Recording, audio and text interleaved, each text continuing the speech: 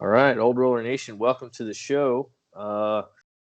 Seaver, an active competitor and coach, one that I've had the good fortune to have a few classes under, and really excited. This actually came about because one of our listeners recommended you. I put the word out that I wanted some listener recommendations, and Johnny Mr. reached out. Puente. Mr. Puente said, "Hey, Alex is a really good coach when it comes to skill development and also protecting people in terms of longevity and stuff." And so he said to bring you on, and I thought that's a great idea. Let's do this, and especially it's cool because I actually do have a little bit of history with you. I've been able to train under you and roll with you a couple of times, so that's pretty cool too. Yeah, So yeah. Alex, welcome to the show. Sorry. Yeah. Oh, thanks, man. Thank you.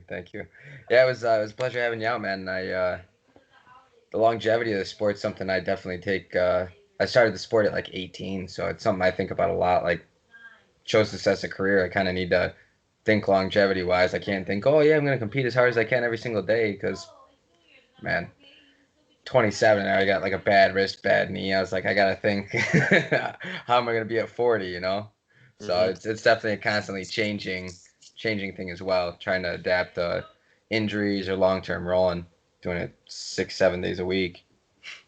Right. And at 27, I think you are the youngest person that I've interviewed. But the show is pivot. This is our I think 53rd episode, and Okay, congrats.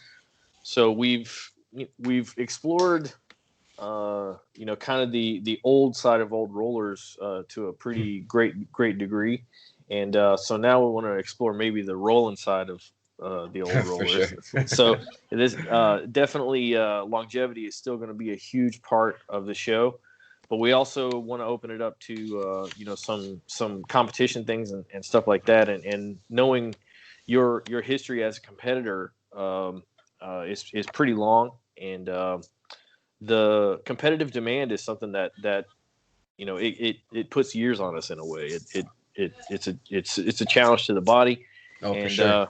also to the mind. But it also, almost everyone who competes just across the board says that competition drives their learning, and so they learn not only in the camps building up to a competition, but just the information that you get from the competitions itself. It speeds up our development. So I think there's a good crossover there on the skill development side and the longevity side to talk about competition, which I haven't really focused on in the show too much, but to kind of open up that Yeah. side. I mean, I think there's a lot of good points about competing to help your growth too. Like, I tell almost all my students, I don't expect you to be a competitor. I would hope you compete once, right? There's no real way to see where your jujitsu's at if you're just rolling with the same people every single day. Like, you can't tell if your jujitsu is good or if you're good at countering all. I know people who world, and when they go to tournaments, they'd probably get mopped up, but they do very well in their gym because they're just rolling with the same people in and out, and they're like, oh, I know what to do when, and it it, it becomes scripted, right? Hmm. And I mean, competing, not saying that like you have to go out, you have to compete at Pans, Worlds, anything like that. Like, I don't even tell people. I'm like, compete at a local one where you'll go against people, maybe one match. But what you'll see is, first of all, you'll be there to support your team, because realistically, it's also about creating a team environment Hmm. that helps create longevity in the sport. If you feel like it's just you day in day out, why are you gonna do it? This is a miserable fucking sport. You end up sore, you hurt, people are trying to choke you, break your arms. It's not near as fun if you can't go out for dinner with them afterwards, or have people that have your back at these tournaments. Um, so I think it helps you learn a lot, but sometimes not even just about yourself, but about your team. Like, your teammates will be there to point things out for you. You'll have people record for you. Um, I mean, and kind of helps the whole ego thing. You get people who just train in the gym, and they'll think, "Oh man, I could do that. I could, I'd wipe the floor with anybody." Then you go and get your ass beat at a tournament. You're like, "Oh, maybe I'm not as good as I thought I was." Like, you get some real good ego checks. Like, I mean, it happens at all levels too. It's not just older people, younger people, or people who white belts or black belts. Like, dude, I got messed up at fully open. Like, it, it happens. I told my students, I'm like, if you compete and you eventually you'll see me lose. You'll see me lose real bad. You'll see me win real good, and you'll see me kind of lose some really shitty decisions. I was like, you're gonna see it all. It's not that I'm just competing at the ones I know I win. I think you got to put yourself out there on the front lines. If I'm going to tell people to compete, I should be competing. If I'm not going to compete, then I could say, "Oh yeah, no, don't compete. It's not worth it." Real hard to sell competing if I'm not competing. Yeah, come on, buddy. Sorry, my son is joined us to make some noise and interrupt. I told you to be quiet, bud. It's an important mission. Getting some snacks. It's really hard. Like I was telling you right before, like we're in the middle of online schooling. My wife is in the bedroom meeting with patients for her practice online, and so just putting everything together, like this is a crazy time. I believe it.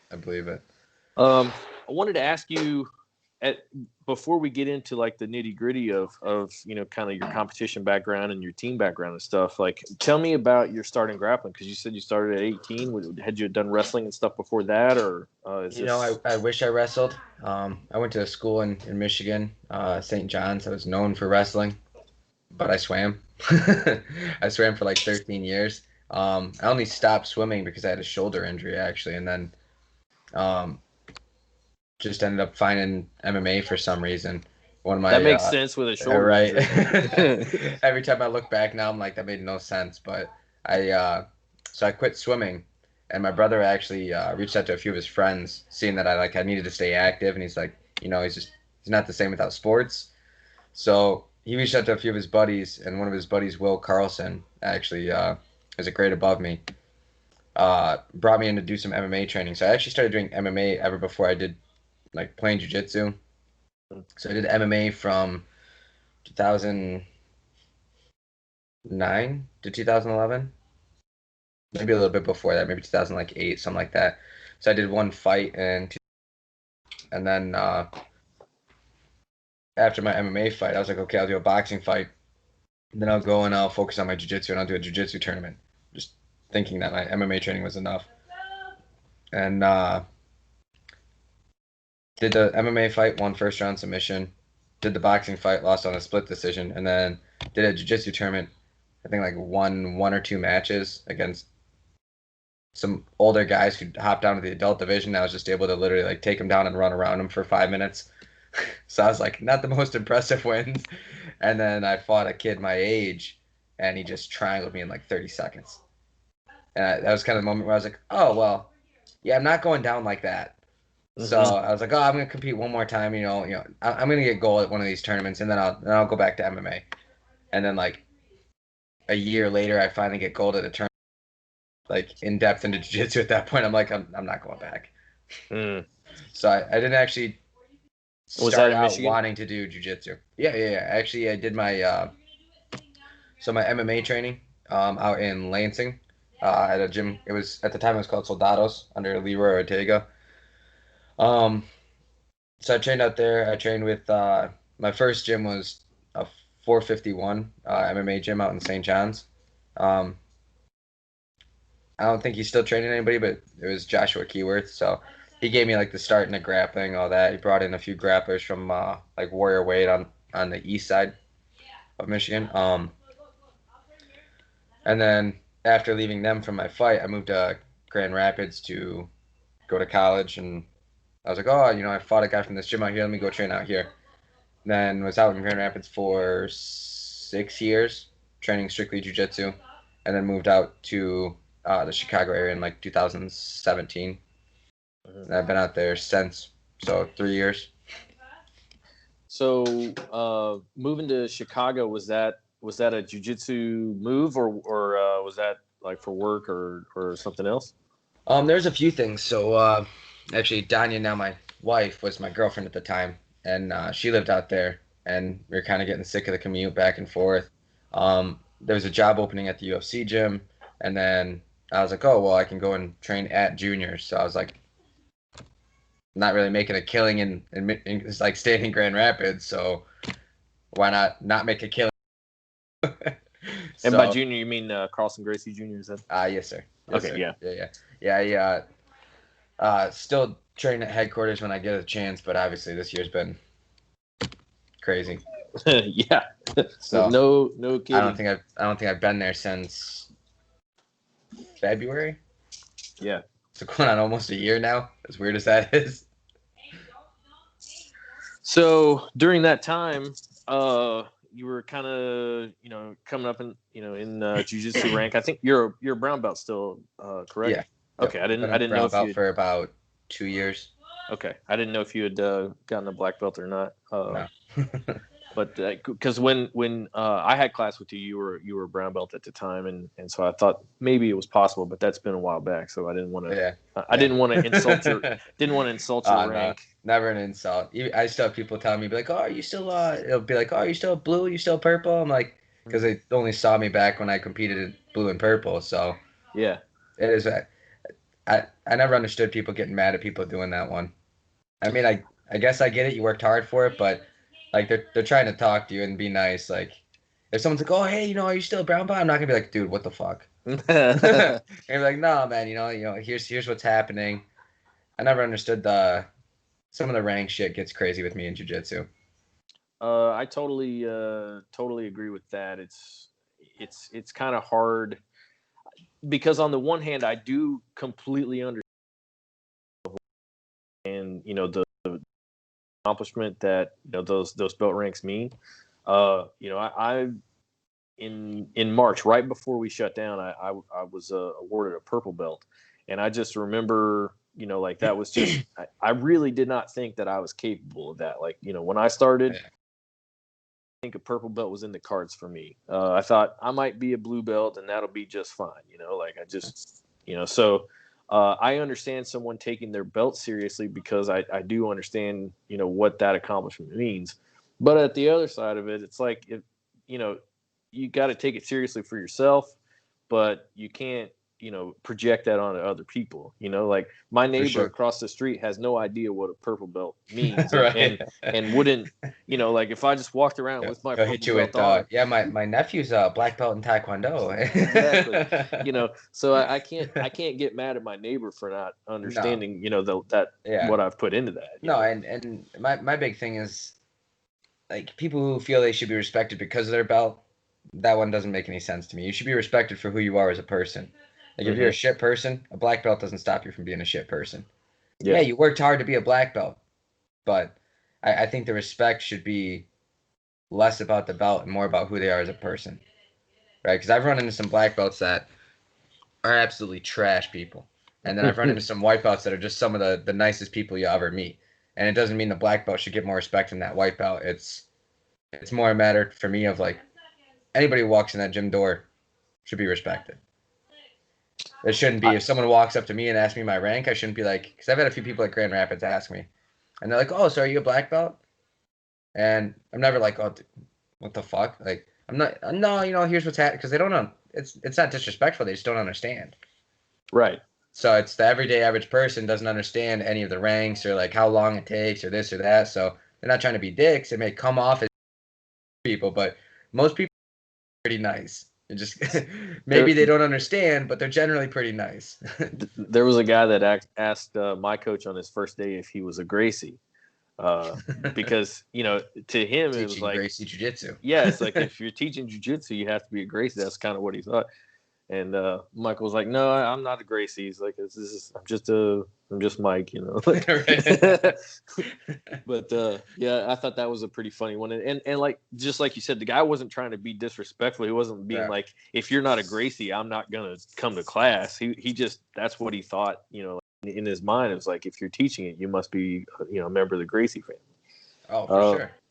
so let's kind of segue a little bit and go back through some of those competition evolutions from white, blue, purple, and then into brown.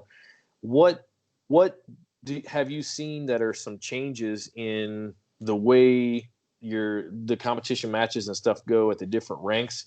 And then there's kind of a cliche like there's always a lot of competitors in white and blue, and then there's like 3 guys in purple and above. So we can talk about that some, but just some other observations that you've made for someone who maybe you're just starting out and you're in that white belt level. And, as we know, like it can be kind of hit or miss. Like you could come in and you got, like a judo black belt and a Division I, national champion, and like, so funny story about that judo thing is, actually, so my second tournament was in Naga, and I ended up taking like third in this division because of this kid. The nerdiest kid I've seen in my life. He was super nice, super respectful. He's sitting by the edge of the mat reading like some manga books and glasses, whole 9 yards. And I had just come from MMA. I was like, wow, what a nerd. Didn't understand it typically means more like violin and jiu-jitsu, but he does the whole like set his book down, glasses, fold them, set them on the book, stand up, like take his shoes, socks, bow, the whole 9 yards for being super respectful getting on the mats. And I'm sitting there like, I take my shoes off, like kind of like spit in the trash can and walk out of the mats. And I was a piece of trash at the time. And and then I'm like, okay, I'm gonna mess this kid up because he's like 15 too. And man, I've never been hip tossed into an armbar faster in my life. Swear to God, it was one of my first gi matches. No, might have been my first gi match at that tournament. And he just literally like walks out straight at me, hands out like this, and grabs my collar, my sleeve, hip tosses me, arm bars me, like 30 seconds tops. And I was just like sitting there afterwards, like I was like, and I was like, guess he's not so much of a nerd. Well, he still might be a nerd, but just right? a very skilled nerd. Yeah, for real. Joint manipulation. It's I mean, honestly, one of the biggest things I tell my white belts when they're competing is everybody worries about the weight and the age and the experience and all this. I'm like, just go what you're comfortable at. Like, you're not. It's not worlds. You're not trying to. You're not fighting for money. You're not. Fighting for a world title. It's not going to make or break your career. I was like, make yourself comfortable and happy and healthy. That's it. Mm-hmm. Yeah. If you're walking at 210 and the division's at 208, yeah, okay, maybe cut 2 pounds. But I tell people anything above like 5 pounds, unless you're above 200, I'll tell them 10. I'm like, if it's like anything above 5 to 10 pounds, don't worry about cutting it for a tournament. Like if it's a healthy lifestyle change and you're trying to just lose weight, okay, but you're not going to cut weight for a tournament when you're a white belt. I'll tell people just leave it as is. Yeah. And then the reason I say that is not a lot of people see the coaching side of these small tournaments is we've been able to win some team awards as the small teams that I brought. Like I think the smallest we brought was 11 and we won a team award. Mm-hmm. And part of the reasoning for that is, well, I compete alongside them as well and do like 4 or 5 divisions. Daniel usually do 1 or 2. And then all the students, I go through and I make sure that they're not in the same division and they're matched up to the division they should be in appropriately. So I tell people, like, just register and I'll change everything for you. I'll take care of it. I just want you to worry about competing. Just show up that day.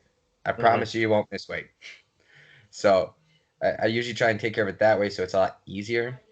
Because we tried doing a whole like, oh, pick your weight class, and then we had some like drastic cuts, people feeling like trash. And I mean, I'm still young and I haven't had like the greatest previous coaches for experience on that one. So all of this is kind of learning as I go. And then as I see people, I'm like, you're miserable. Why? This shouldn't be, you're a white belt. This shouldn't be happening. Like, we need to fix this. So it's kind of how we've adapted our competing going forward is they don't really cut weight. If anybody does have to lose any weight, we send them to a nutritionist, but we're not going to tell them like, hey, just cut weight. Just go sit in the sauna for 30 hours. No. Like, yeah. It's so white belt, honestly, the biggest thing is just getting out there, having some fun and figuring out what you're messing up because you're going to mess something up. Right. Mm-hmm. A few of our blue belts, I start taking a little bit more time to sit down with and really kind of focus on their game and specific game planning for them. Mm-hmm. So, for example, we have, I don't think you would have met him, but we have a student, Mike Aravalo, out in Chicago. It's like a 130-pound blue belt. Not the biggest guy in the world, but typically had to compete at featherweight at these smaller tournaments because there's nobody there. Yeah. Right? So that's what, 145? 154. 154. Okay. Yeah. Yeah. So that's way to go up like 20 pounds. Yeah. So when he was doing these tournaments, we just came up with a game plan for him. Like, hey, listen, you're gonna be the smaller guy. You're not the best wrestler in the world. Why are we gonna try and like change these in a short amount of time? We just need to figure out with your skill set, how do we make a winning game plan? And it just came out to be, hey, you're gonna pull a guard, you're gonna go for a tripod sweep, you're gonna step back, sickle sweep, straight ankle lock. The guy did it like probably 2 weeks straight, and then when it comes to the tournament, all of his matches, same ankle lock. And it was like, I think his longest match was like a minute. So it was just one of those where it's like, okay, starting to work, and he's been kind of like, we've used him, it sounds bad to say, but a little bit of like a trial too, because he was one of our first, well, he was our first blue belt that Donnie and I promoted. So, I mean, it's one of those where it's like we're learning how to coach as we go. Like, and I'll tell people, I'm like, hey, man, I'm going to ask you for feedback because I'm not a perfect coach. Like, I'm still young. I'm still learning. You guys need to let me know if something happens. So we still do like camps and change out routines or class routines or curriculums and things like that. So it's competition becomes more and more important, I think, for learning as you start feeling like you're hitting these plateaus, especially like during training. Like you feel like, man, I feel like I don't know what to work on or I don't know what to do. Go and compete. Because I guarantee you after competing, you'll have something to work on. You know, that makes a lot of sense. It's I think just like you said, like if you're in a situation where you're not having a lot of trouble with your partners because you kind of understand the things that they like to do and you understand how to counter them, then going to compete and just having, in a way, fresh bodies is gonna be that thing that exposes what you've been missing, and give you the thing to work on, because no one else, like you've filled up the holes that are in the, what the people around you's games are trying to expose. So you're feeling pretty comfortable, but stepping out into, that fresh person, that could be a real eye opener. And it doesn't have to be something big, like, I have a real good friend who went to compete, and he has a really good guillotine and Kimura. But one of the people who, and he has really good takedowns. One of the people who he competed against, former wrestler. No, just loves wrestling. Like, just I was built. It sounds like the framework for a former wrestler right there. Yeah, and he's built to be a former wrestler. He may have wrestled, but the first person that he went against pulled guard on him, and then basically wrapped him up in his gi. Like, did a lot of lapel things that, like in our gym we don't use a lot of that. We think it's really cool, but it's not something that we've really explored. And so it was like the takedown was gone, and then he was just tied up in this guy's gi for 5 minutes. It's like, well, that just completely nullified the things that he was the best at. And it's not like, I mean, because I know this dude, he's kind of a killer. It was just that in that particular scenario, this other person, was just the punch. Yeah, and their game was built to shut down, the elements of his game that were the best. Well, that's something I tell people too, is at a certain point, it's not about if your game's better than your opponents or not. Like, man, there's some people that I've beat that I had no business beating. And there's some people that have beaten me that I'm like, man, I shouldn't have lost that match. Mm-hmm. I found out more and more, it just feels like it's not whose game is better, but who can draw the other person into their game first. Right? Because almost everybody at a certain level, like once you hit, like, I feel like kind of that high level blue, purple belt level, it's, if you get someone in your game, you're like, man, I'm good. Right. I got this. Getting someone there is the hard part. So you see really talented people, high-level browns, high-level blacks. You'll see them, and it's not so much that they're better than everyone in every single spot. You'll still see their training partners be like, oh, yeah, no, I do this to them all the time. And you're like, how? And it's because they're good at drawing people into their game very well. Right. And they do it efficiently and fast. And that's why you see a lot of, like, Gordon Ryan sits down 2-on-1 and he's dragging people in to elevate them going on the legs or elevate them, try and take the back, whatever it may be. And I think that's an important skill that's not taught enough as well, is people are just taught rolling as, hey, it's just, free rolling. And it's not taught like, no, your objective should be to pull them into your game, not to beat their game. not to try and beat them at every punch, but to stop them from throwing punches. Yeah. There's something to that as well. Just even if your goal, like let's say you have a partner who has a really good De La Riva guard, and you want to work against it, even though that's not a strong place for you. You want to deal with it. Yeah. You've still got to have the skill of putting things in place that gets them there and gets you inside of it in a way that's safe enough that you'll have some time to work. So Yeah. if you don't have some sort of a skill in the engagement phase, just like the slap bump and connection, then you run the risk of losing even those training opportunities that are not like I'm bringing you into my game, but like I want to get into your game that I want to work against right now. So there's a skill to being able to manipulate from the engagement where things go. That's sure. not purely in competition, but can also be on the training side of like, hey, you're really, I want to deal with that today. So let's get to there without just being like, hey, let's start in De La Riva guard, Right.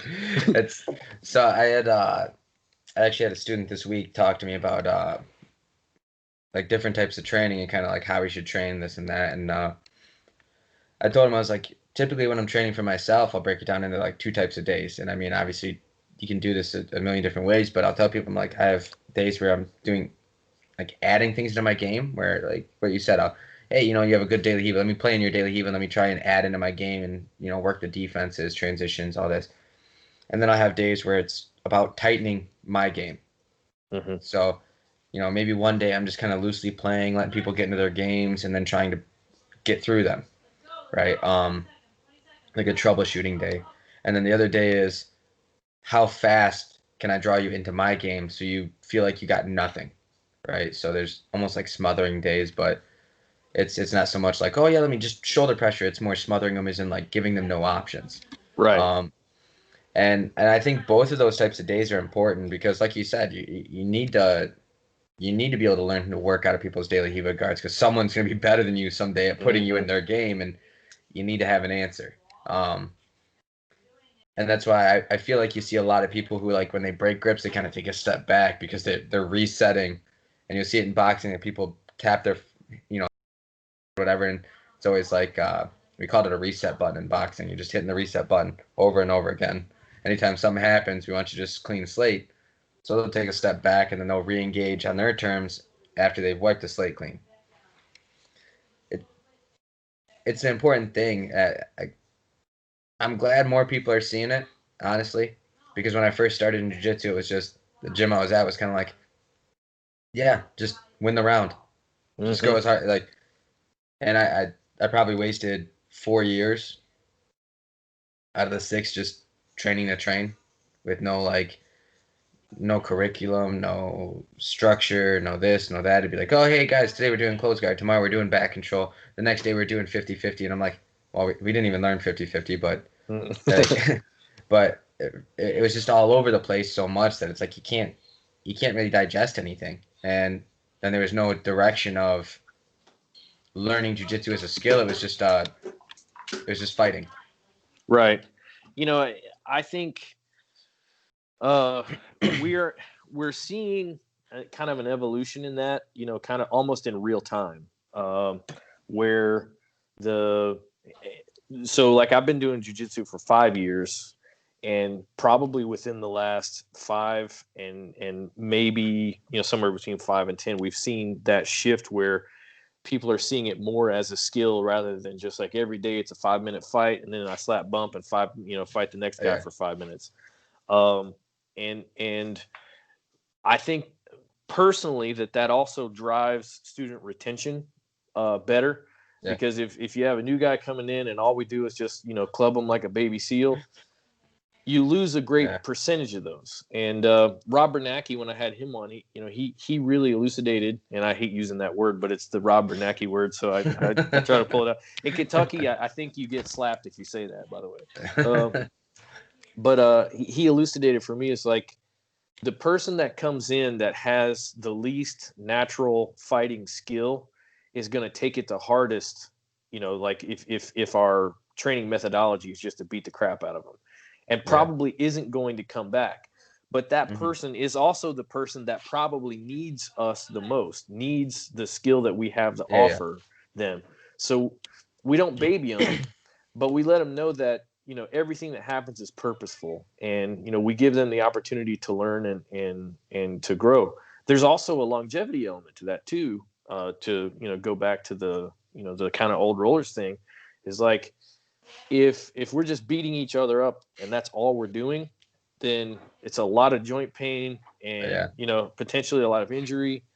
And for your business owners, I know, like, as a coach, I don't know if you own the business or if you're a part of it, Partner. but yeah. So student retention is a part of how you pay your bills. And so 100%. if you can't keep students because you're just, clobbering them, well, frankly, as a business, do you deserve to continue to be open? You know what I mean? Like, does that? And I think that's something that not enough people think about in jiu-jitsu. Is it's more like it's still, and I think this is changing currently still. The difference of, no, we're the baddest motherfuckers out here. We're the best school. You should train with us, versus treating it like a business instead of a fight club. And I mean, I'll tell students, because I've had a few in Grand Rapids. There's so many schools in Grand Rapids now, and we have a few that train at like Black Lion or this or that school, or they train out in Lansing at Magic, and they're like, that doesn't upset you, does it? I was like, listen, this is a business. If I'm doing something wrong that you feel you need to go somewhere else, tell me. I was like, because it's obviously I need to fix my business. Right. Right. I was like, if it's because you live super close to that one and you still want to come here, what you do when you walk outside these doors is not my business, as long as you're not claiming the school. Like, it's a business. That's what it is. I tell people, I'm like, Walmart didn't get mad if you went and shopped at Kmart. Like, it was never like that. It's treated like a business. You have to understand that your clientele are your students. If they're unhappy because of how you're teaching or how you're running your business, you're not going to have a successful business, and you're gonna close your doors no matter how tough or how good you are at. Yeah. It's not always the best instructor that keeps a good school. It's the good business. I've seen some really shitty instructors run a magnificent school, and it's just been about the growth of the sport has kind of weeded some of those out, because now people have options, and they don't have to just be with the guy who, oh, but this guy's the only black belt in town. I mean, I just got, what am I going to train with? Now it's like, oh, well, there's 20 schools in my town. Like, why wouldn't I choose the one that has a family environment, doesn't do contracts, doesn't do this? Like, there's so many options now that it's insane. Yeah, I totally agree with that, and there's a certain contingent of folks that are going to feel like, well, this takes away from the, maybe the fighting spirit of the art. I think the fact is that if you take somebody and, you kind of give them an on-ramp through white belt and into blue belt, then maybe your timeline of creating, like a really strong, let's say, fighting person is a little bit longer, but your odds of creating more of them becomes much greater. So if you just stretch the timeline out, not only do you keep more students, but I think you make more people who are defensively aware, and more people who, out in the Walmart parking lot are safer than if you create a whole bunch of badasses after 6 months, but you lose, 60 to 70% of them before they make it to that point. Yeah, you're the most badass white belt army and no high belt students. Yeah, you got like 3 really vicious purple belts, and like a whole bunch of white belts that you lose in 2 months. Yeah, I agree. I mean, you need to make it kind of publicly friendly. And obviously, I think there's a time and a place for the hardcore, the fighting spirit, all this. And that's why typically we separate it out into like training camps versus class. The training camps, if someone's like, oh, I want to sit out, I'm like, well, then leave. That's not what you're here for. If you want to sit out, leave. And then during class, I'll never force anybody to roll. It's completely different. You're here as a hobby and it's for fun. If you're coming to a training camp for a tournament, it's different, right? You're going there because you want to win. So I'm going to treat you differently, right? I'm going to treat you like I want you to win. And I mean, obviously, my wife will tell me I need to listen to myself sometimes too, but I think we could all do it with the dose of that. Like, it's it's crazy to see how some of these people treat these new students. Like, and I mean, this goes on both sides. Either they baby them too much, or they don't baby them at all. I've seen people who get thrown to the sharks their first day and just get the shit beat out of them.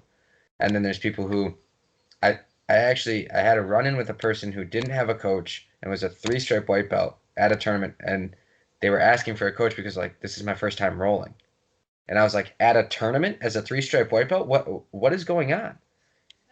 And their entire rule was, oh well, we can't roll until you're a three-stripe white belt at my school. Mm. And I was like, for me to give someone three stripes on their white belt typically takes like usually at least a year. I'm like, so they don't let you roll for the first year. I was like, that's insane to me. That's such a huge part of the learning curve that I understand babying them for a while and being like, hey, listen, like this is a pretty brutal sport. I'm not just gonna let people bow and arrow you the first day and expect you to come back. But it's there's a huge gray area between those two. So what I'll tell people is I never force them to roll the first day. But what I'll do is I'll be like, hey, you know what? Sit out, watch a few rounds. If you want to hop in, let me know and I'll pair you up with somebody. Don't just hop in. And that way I'll pair them up with like, hey, you know what? Here's this blue belt who's about your size that I know won't hurt you. Oh, hey, here's this purple belt. Yeah, they're a lot bigger than you, but you'll see how easy they can move. Or, oh, hey, here's this blue belt who's half your size, but you'll see how effective jiu-jitsu is. Sure. Yeah, you're being Right. strategic in the that introduction to the art.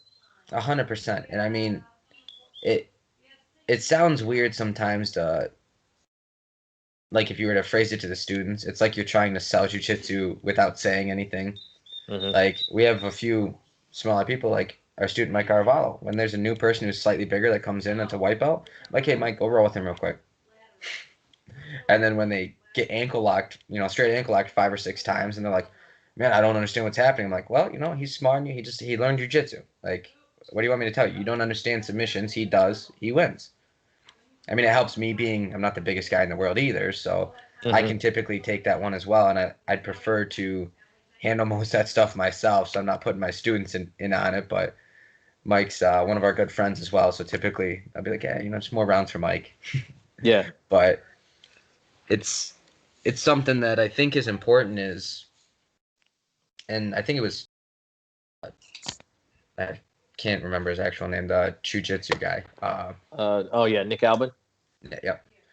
I was watching a video on him actually, and I think he had a really good point. And it was like people's first day in the gym, and like how do you treat that role, right? And he's like, you submit them 3 times, and then after that, the rest of the time is letting them move. You have to show them, because I used to not submit anybody in the first round because I wanted them to feel like they could move, and then I had one person be like, oh, well, I almost passed Alex's guard. Mm-hmm. Oh, okay. All right. No, you didn't. Yeah, I was like, oh, all right. So there's a learning curve here, and I was obviously wrong when I first started doing it, and then I hadn't seen you said Nick Albin, right? Yes. I had not seen his video yet, so then I went the opposite side of things. I just submitted him as much as I could, and obviously not the right one either. Like there's a learning curve for me. I was like 25 when I started teaching, or 24 when I started teaching out here, so. Like I said, there's a lot of learning I've had to do as I'm teaching out here too. That doesn't exactly attract the most students.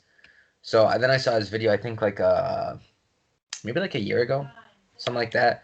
And he talks about that, and I started trying to use that, and then I got so many more positive reactions out of like, oh my God, yeah, I could feel you had completely control of the round, this, and this. They didn't feel like they were just getting caught over and over because they were making mistakes. They felt like I was leading the role. Mm-hmm. Right. And I think being open to other viewpoints, because me learning off of YouTube from Nick Albin, like probably saved me a year of trial and error. So there's so much information out there that it's like even the coaches can continuously be learning something, even if it's not jiu-jitsu related, maybe business related for jiu-jitsu, but that 100% is helped retention. So stuff like that is key that I don't think there's ever anything to not be learning, whether you're, hitting a plateau with jiu-jitsu and you're an instructor. your entire life, you get bored, whatever, there's something you learn on the business side. And then you can always circle back and, oh, hey, you know what? Now I'm going to learn squid guard or whatever they decide to come up with next. And you want to learn all the lapel guards and all that. Like, there's always something you could be helping your business with. So that kind of leads into one of the things that I wanted to go over with you. And I know you came up, through the ranks, competing a lot. And so kind of saw yourself as a competitor, and then transitioning from competitor to coach, and then coach to business owner. There's had to been, some evolutions in your thought process and what you've seen. One thing, from my own background, I came up through flight training, and then I went on to be a flight instructor. I found that instructing gave me a much deeper perspective and a much better understanding of what I was capable of doing than just I was when I was doing it, if that makes sense. So like the doing I could do at a high level, but once I had to transfer that to someone else, my understanding becomes more refined. Yeah, like the subtlety of it. I was never like as a coming up as a pilot, I never flew like a bulldozer, but I became much more surgical after having to help other people be less of a bulldozer, if that makes sense. Right, when you have to fix people's mistakes, you're like, oh shit, I've been messing that up too. Yeah.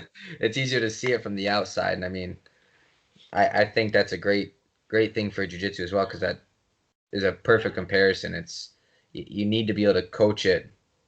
I'll tell people, I'm like, there's levels of understanding. First, you hear it, and you're like, yeah, no, I can repeat it to you, but I can't do it.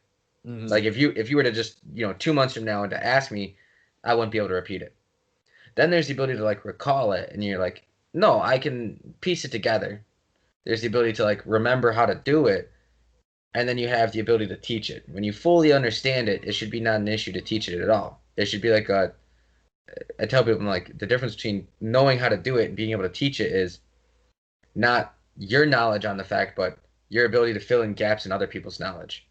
Because you don't know what questions they're going to ask. I swear to God, teaching jiu-jitsu, you hear some of the craziest questions. I'm like, well, why would you do that anyways? But like people are like, yeah, so like if he's armbarring you, can you just like throw him? And I'm like, what? Back for a second. I gotta reel this in and think about this. Like, and then if you're strong enough to just pick somebody up and throw them, maybe you don't need jiu-jitsu. Like, exactly. It's like questions like that where you're like, wait a minute, let me think that one through, and you get hit with things you'd never think of because either your body or just like it just seems common sense you wouldn't do it, and it makes you fill in those gaps a lot easier. Like I'm sure there's some things in flying that you just kind of do, you're like, oh, it's kind of autopilot on it, no pun intended, but well, I'm lazy, so if I can turn that thing on, you better believe it's on. Yeah, and I mean, I'm sure there's some things that you just automatically kind of do, and then when someone else does something wrong that you kind of like automatically do correct, you forgot to point it out because it seems so small to you. Mm-hmm. And things like how to grab a wrist, I never even thought about how to teach because I'm like, yeah, just grab his wrist. And then I see people like grabbing like this, and I'm like, what? Why would you grab like that? That makes no sense. And I'm like, I didn't explain how to grab the wrist. Like, forgot I had to break it down that much. So I think teaching it's been a huge help to my jiu-jitsu, and especially with the dip in my training so much that 90% of my training is done with my students. And I tell them that now. I'm like, listen, the highest belt I train with consistently is a purple belt. Yeah. I mean, don't get me wrong, my blue belts and some of my white belts still give me a hard time. Like, they got some tricks up their sleeves for sure, but assholes. Right. And I'm generally pretty hard on them too. Like, one of our students, actually my first student out in Chicago, Valerie Nowicki, we gave her a blue belt during lockdown, and then it's probably a month, 2 months before Pan Am's, and because we're gonna give her a blue belt back in like January. She wanted to do Chicago Open, and I was like, listen, I'm gonna give you a blue belt no matter what. You can either get it at the promotion like a week before Chicago Open, and we won't be able to let you do Chicago Open because not everything will be done, or we can do it after Chicago Open. And she's like, oh, I'd rather wait until after Chicago Open. I want to do this tournament. Obviously gets canceled. So it gets pushed back. And I told her, I was like, you want to do a tournament, so I'll let you do one. And then eventually I was just like, look, Val, it's been too long. I need to give you your blue belt. So we give it to her. She goes and does pans, and she's like, I don't feel like I'm a blue belt. And wins pans, takes second in the absolute. And then she's like, I mean, I guess maybe I deserve my blue belt. I was like, you think? I was, of course you do. I was like, I wasn't going to give you a blue belt until I thought you deserved your blue belt. And it's not like she did anything like super crazy. She follows game plans very well. She listens. She does what she does very well. So I told her, I was like, let's look at the tendencies of these competitors, of who you're going to compete against. Let's look at the type of divisions you're in and what trends we can see for these divisions. And let's develop a game plan. So we went into Pan Ams with the game plan of these girls are going to pull guard on you, right? Because when you look at matches for females and it's under a certain weight, you tend to see very high guard pull rate. And I'll say the same thing. It's, I think, like middle or lightweight for guys, you see a very high guard pull rate below there. So when we were talking about that, I was like, listen, they're going to pull guard on you, and they're going to try and play open guard, whatever it may be. I was like, all you're going to do is push the foot off your hip and drop down into half guard. That's all I want your first motion to be. That's it. Every single match, except for the finals of the absolute, which the girl caught her in open, like a spider guard triangle, and Val wasn't able to push the leg down and go to half guard. Every other match, she pushed the leg down, she got to half guard, she passed him out, stayed him out for like a minute and a half. The girl got frustrated, pushed, she armbarred him. And I was like, it's not that she did anything like, oh my God, wow, that was amazing. No, she did her game plan very well the entire time. And you good, baby? Yeah. Okay. Yeah. We're in the same shape. Wife walked in. It's online training day everywhere. Right. It's his wife's doing online sessions as well right now. No. Well, if she needs a better trainer, let her know that I'm available. No, for a practice, baby. Oh. I like the plug though. Yeah, for real. Yeah, he's like, I like the plug though. Yeah, so I mean, it's different being a teacher, and I mean, it was a struggle at first being a teacher and still trying to compete and balance my own training.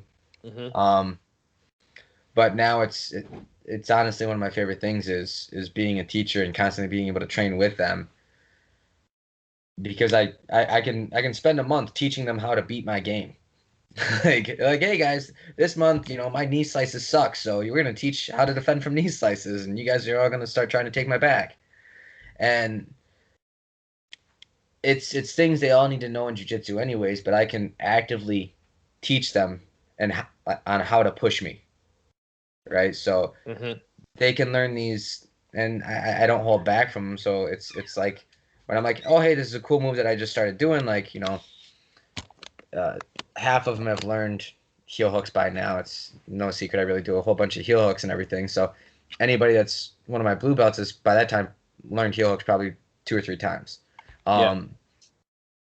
And it's not because I'm like, oh, everybody needs the heel hook, but I'm like, eventually you're going to see it. I don't want you being surprised by it and then just being like, oh, I don't know what's happening. I was like, even if you're not going to do them, you need to learn how to defend them. Yep.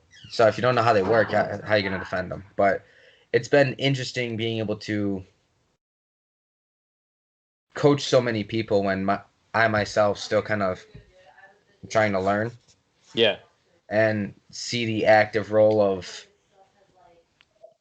I mean, the cliche of like you're always learning in jiu-jitsu. You're like black belt's just the beginning of the journey, the whole like 9 yards. Every cliche pretty much goes back to that type of stuff.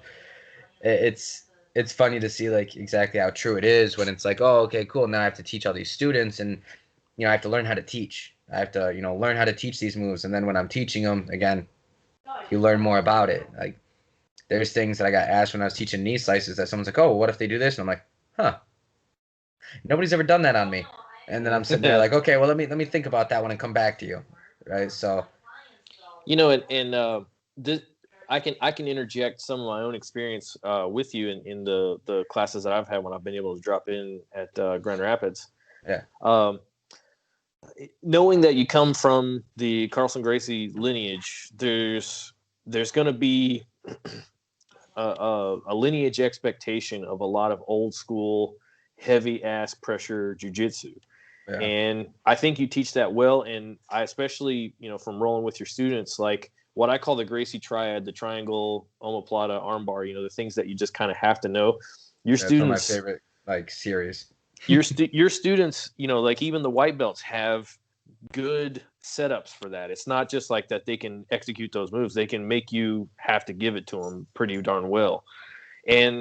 But then at the same time, a couple of the classes that I was in with you, you were teaching like half butterfly elevation to reverse X, which is extremely modern. Like that's like the reverse X is probably, as a thing that we have been using in jiu-jitsu is maybe 3 to 5 years old at most. It's like it's very new. I used to do it and not even know what I was doing. Right. So I feel like you manage the old school and the new school in a way that is creative as well. I respect that. I like that.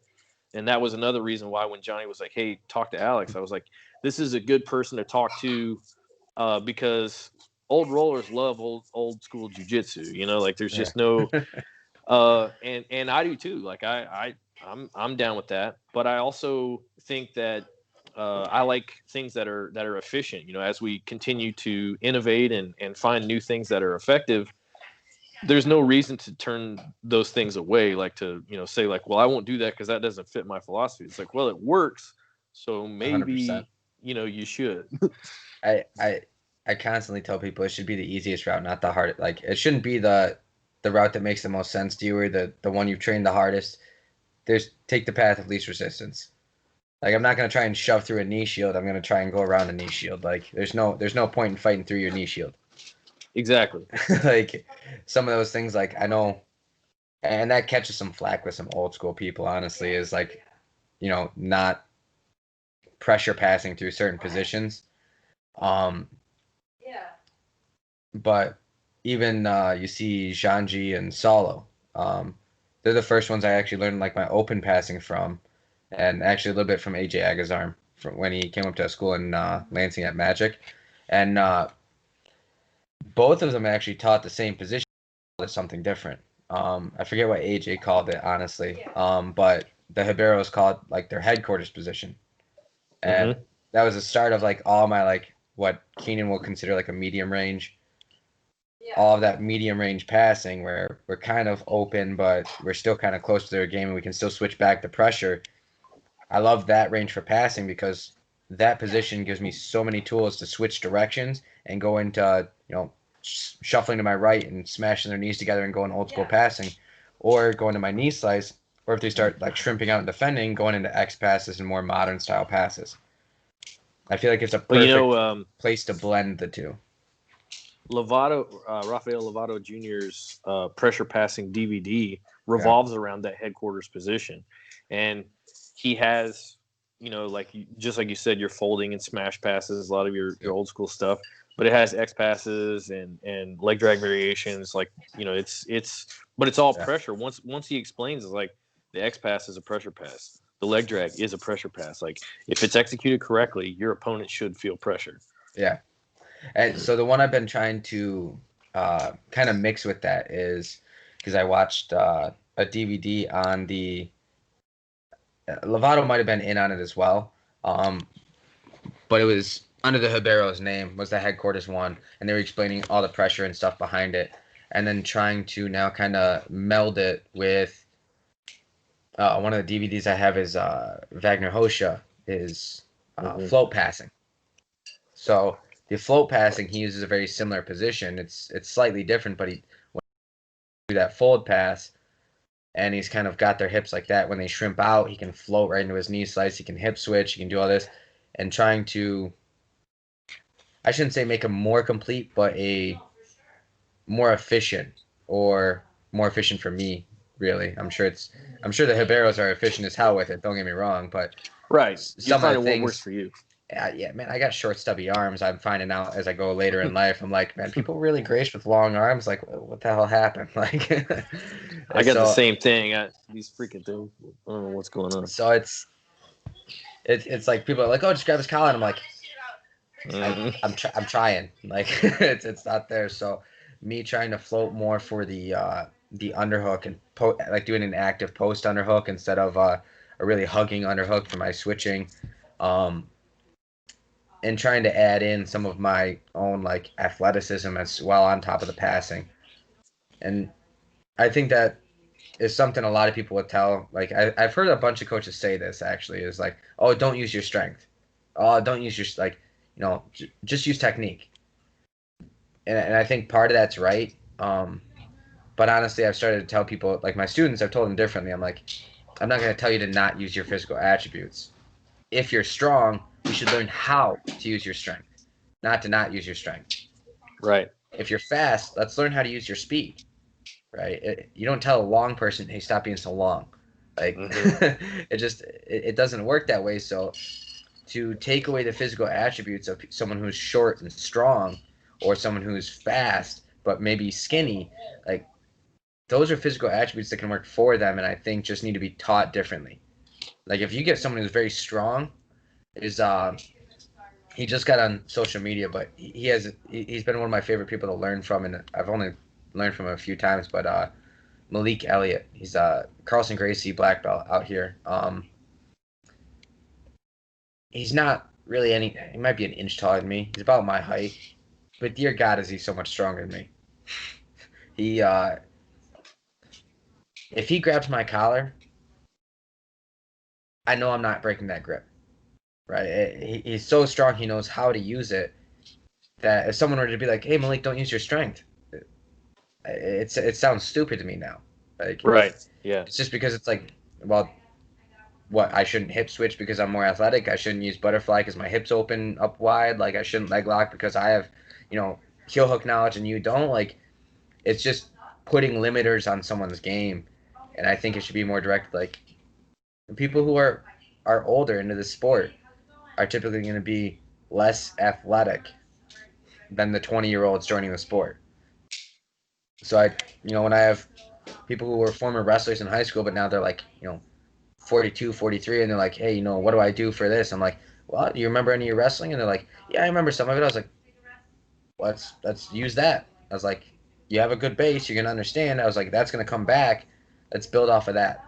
I was like, don't try and play the 20-year-old game at the 20-year-old pace. Like, it's a losing battle. You're going to get injured, right? Yeah. So instead, drag them into where you feel comfortable and you feel strong, and we go from there. Yeah, right? We have a really good friend who he started at, I think, 38, and he had wrestled all through high school, and he's built just like me, so like, 5'8", and kind of stumpy and just built like a wrestler. And we're like, he's like, I need to have a guard. We're like, okay, it's gonna be half guard for you, like, and you're gonna work on coming up on a single. Your whole life is gonna be single legs. And he's like, I could do that. It's like we could teach him, pendulum sweeps, but it's gonna be really hard for him to even close his guard on a lot of people. So it's like, why would we, and I'm in a similar shape, like I use a lot of half guard because I'm kind of built that way too. But I don't have that wrestling background. With him, it was it's like, this is exactly what you should be doing because you're already going to be good at it. Yeah, be like, here's this jiu-jitsu that fits right in that empty wrestling slot that you had. Yeah. I mean, there's some things like that I think just they fit too perfectly to not make sense, right? Like, I mean, anybody that has that type of build where you're like, you're going to struggle to close your guard, why wouldn't you focus more on half guard or open guard form than close guard? Like, it's like telling me to focus completely on spider guard with my short arms and legs. Like, I can make it happen, but it's going to be more difficult, right? That's why I gravitated towards leg locks at first. Just the first people I trained with were MMA fighters who were, I think one of the lightest ones fought at like 185. So when he fought at 185, he's probably walking at 200 pounds, and all these guys are trying to beat the crap out of me. And I'm like, Well, I don't want to be near their hands, so I'm going to attack their feet. Imanari actually had kind of a similar experience training. I think the name of the gym is Shudo Gym, but it was a catch wrestling gym, under like Carl Gott's lineage, and I think it was Carl. Sorry, I might be using the wrong Gotch, but either way, in this interview I watched with him, he was talking about how did he develop the Imanari roll, and he's like, well, I was the smallest guy there, and all these other guys were natural wrestlers, and I'd try to shoot on them, and they would just sprawl on me, and like I would just get smushed. And he's like, so I had to develop a way to change level without just getting smashed. And so his way of changing level was to invert, and he actually called the Imanari roll a lower body shot, because he's driving his hips through your hips in the same way that a wrestler would drive his shoulders through your hips. So he's like, that's interesting. He's like, I'm just changing. It's still a shot in his mind, but it's a change of the way he's doing it, because his body just wouldn't match up with the freaking giants that he was trying to wrestle with. That's interesting. Yeah, I mean, that makes sense. So a lot of people who teach the Imanari roll, because I don't do my Imanari roll typically to the inside reap. So I do it mostly to 50-50. Mm-hmm. And so mine's a little bit different. I'm not going, a lot of people show that hip drive into people to finish the Imanari roll and kind of tip them over. And I use more of a rotation instead. And it's not because it's like, oh, this is so much better, because I suck at the other one. Don't get me wrong. Totally fine. And you're finding efficiency within that movement. Yeah, and I felt a lot more comfortable in 50-50 for a while, so it became a trend, and then it just never got fixed because I was like, oh, well, I'm more comfortable here anyways. So, but yeah, no, I actually recently saw someone teach it, and I was like, man, he's really exaggerating that hip part, but now it makes more sense. I'd never heard of him describing it as like a lower body shot. Yeah, and it was new to me too. We'll pause for just a second, let you shut the door or whatever. But he thought of it as wrestling, and so I thought that was a cool take on it. One that I was that was unfamiliar to me, and that I thought was instructive.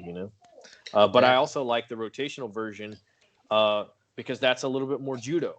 Like with if you can turn the knee outside and force the person where they can't backstep easily, then they just fall because there's just no post.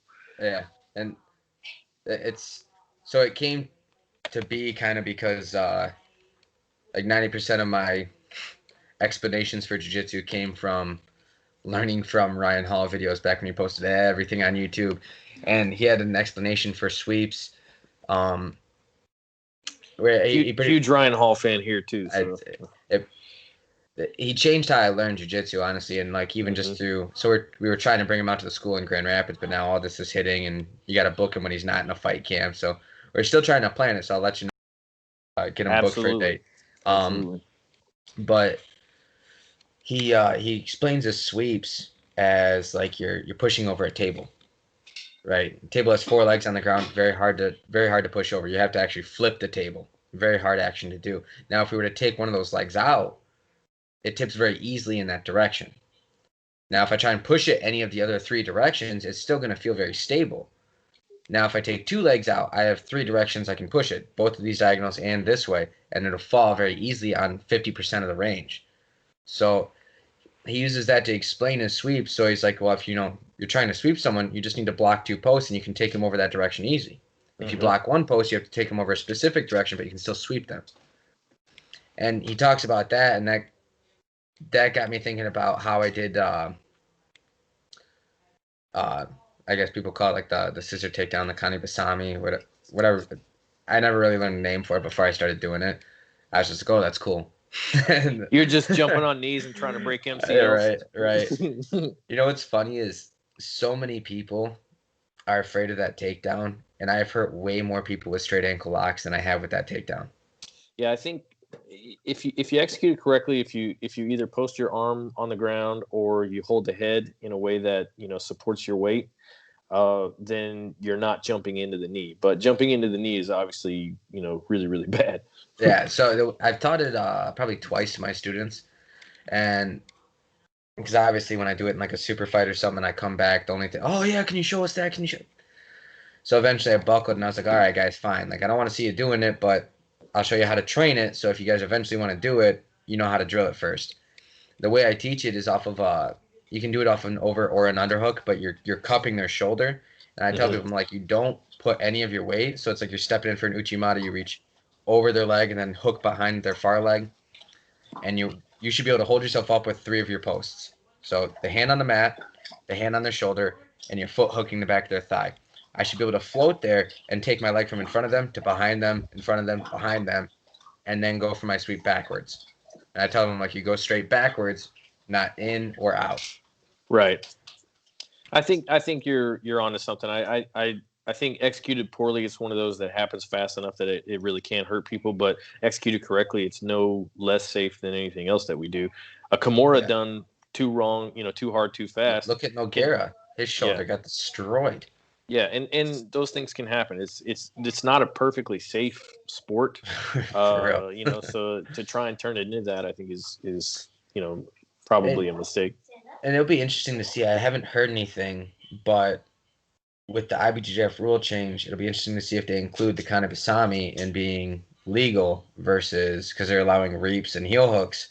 So are they going to allow the scissor takedown, or is that still going to be in the same classified rules as jumping guard? Which you can jump submissions, you can jump guard, but you can't jump into into the kanebusami. So it's like that's interesting. That's an interesting thought. You could consider the kanebusami in a way a type of guard. It could be a guard jump if you thought of it that way. When they're allowing reaps, you're jumping into a reap, and it's like doing a rolling knee bar, but now because heel hooks are legal, you're jumping into a rolling heel hook, and I think we're going to see some issues with that one coming off of the single legs into now reaps being allowed into the heel hook. I think we'll see some attacks off of that if it's legal. I think that would be a good success at No-Gi Worlds. But I was actually talking to Alexander Molinaro about this. Is I think for like the first year, we'll see a shift in the No-Gi World Champions. And then after probably about a year and a half, we'll probably see everything kind of normalize out as everybody gets used to training heel hooks. I think you're also there's going to be, just like you said, like some playing out of the rules with the refs. It's like what is allowed and what's not. There's going to be probably some different interpretations in different matches of what's legal and what's not. So there might be some issues of people trying stuff that in one match is ruled legal and in another match it's not. I mean, that still happens with the straight ankle locks and the Estima locks and everything right now. Yeah. So I mean, the Estima lock is a tough one. It's like there's complexity there. I had I think it was a wipeout that was working a table at a Fuji in Michigan, where they were working the table behind me as I'm reffing, and one of the guys goes for an Estima lock, like in the stomach, like the toe hold version of the Estima lock, and I'm like, oh, I stop it when I'm seeing it set up, and I'm like, move the foot out, and he's like, why? That's legal. I was like, no, it's not. And he's like, you can do Estima locks. I was like, yes and no. I was like, you don't understand the complexity of that one you just brought up. I was like, you can do Estima locks if it's the straight ankle version, but not the like the toe hold rotation version. I was like, it's a very sticky submission that like it's this close to being illegal like half the time. Right, and if it happens and the other person doesn't understand, that's an ankle breaker. Like it happens so fast. Oh, yeah. You see Johnny Tama's version of it when he jumps into it and he catches it falls from like onto 50, his shoulder. Yeah, I haven't. Yeah, it's amazing. I like that submission, but you in training especially you have to kind of take care of your partner, and then in competition you got to know what's up. You can't, if you're in it, you gotta tap immediately. That's the lack of knowledge can be a killer sometimes. Like Andy Murasaki, I don't know if you know who he is. He's I think he's ranked number 1 right now for brown belts. So at Gi Pans, he took double gold from lightweight. He won the absolute division and he beat Mason Fowler on points, I think. So I mean, the guy's an absolute monster. I met him at No-Gi Worlds 3 years ago. No. 2 years ago, 2018 in December. So got him for my third or fourth match, something like that, and had never seen the Coyote. Like I shouldn't say I'd never seen it, but I had seen it like in videos, but I didn't know anything about it really. I'd seen the Coyote ankle lock. This guy did it to everybody in our division. And he did it to me, and I didn't know what was happening. So he went from daily heave, grabbed it, and I was like, okay, cool. From daily heave, I got to push forward. I got to clear my knee, do all this. Pushed right into it, made it so much worse. He cracked my toes, my ankle, and somewhere in my shin cracked as well. And I was like, I don't know what just happened, man, but I'm done. I was like, that hurt so bad that like my ankle swelled up, and I had like shin splints for like a week. And I'm like, I don't know what the hell cracked in my shin, but I'm not okay with it. Yeah. The guy was so strong, and he caught me not knowing what to do that I did the exact wrong thing too. And I've seen that lock happen in cases where it was being applied and the person falls while it's being applied. So you're actually okay. So yeah. So it gets violent real quick. So that I didn't have time to tap before I hit the mat. Yeah. So don't get me wrong. Andy was a nice guy about it. He could have went so much harder on it too, because the guy's super strong as well. But like, I'm fairly certain he knew he had it, because like it popped, but like he probably could have tore it off my body with the position he was in. Like I'm falling and he's not going any harder. He's just letting the fall make it worse. Yeah. Like he didn't hip in, he didn't do anything. He just like he has it. He starts hipping in a little bit, and I fall, and then he's just holding. And I was like, he probably could have completely destroyed like my ankle. No joke. Yeah, like that scenario, I've seen that play out a couple of times, and it's a bad one. So that one hurt me more than any heel hook ever has. Like I feel for you on that. That's the two that have been the biggest injuries in jiu-jitsu for me have been that Coyote ankle lock, and then jumping guard. Like I've had people do the scissor takedown on me, and obviously it's pretty surprising because not many people do it, but no injuries. I've had people like kind of tilt me backwards and like trying to pull me backwards over my knees, and kind of pop a knee here and there. And I've had some weird stuff happen. But the Coyote lock, I was out of training for a few weeks because of that one. My ankle was just a cantaloupe. I had to untie my shoe just for my ankle to fit in there going through airport security. Like it was bad. Yeah. And then when someone jumped guard, it actually it tore my PCL, my MCL, and my LCL. And then my ACL was stretched, but it didn't tear. And then I tore part of my meniscus. So like my whole knee was destroyed, and I was out for just over a year, something like that. So back right when I got my blue belt, like so 2013, I had someone jump on my knee. Yeah. I didn't compete again until end of 2014, I think. My first tournament back was when ADCC came to Chicago, and they did like their small regional tournament. That wasn't a trial or anything like that. It was just they were doing some regional tournaments. I was like, oh, well, they're never going to come back to Chicago. And I mean, so far I'm right, but I wish they would. But I was still in bed on my straight leg brace, taking my muscle relaxers every day. And then I saw that one, and I signed up that day, and I was like, I'm going to go and do it. And they're like, you haven't trained? I was like, it's not coming back. I don't know what to tell you. Like, I have to go and do this is an opportunity. So I show up, like I drive there in my straight leg brace. And then before I get out of the car, I take that off and I put on my hinged metal brace for support. And then I slip a neoprene brace over that and a neoprene brace on my other knee so people can't see it. And then I just took off the hinged one right before I went to compete. So like when I was walking around warming up, I had it on, and then I went in the bathroom and took it off and changed. So people couldn't tell which knee was bad. I ended up making it to the finals of my gi and my no-gi division. And no-gi, I lost one of my friends, actually, Justin Penaflor, on like an advantage or a ref's decision, something like that. It was a super good match with him. And then I lost in the pro division finals as a blue belt who'd been out for a year by toe hold, and it was on my bad leg.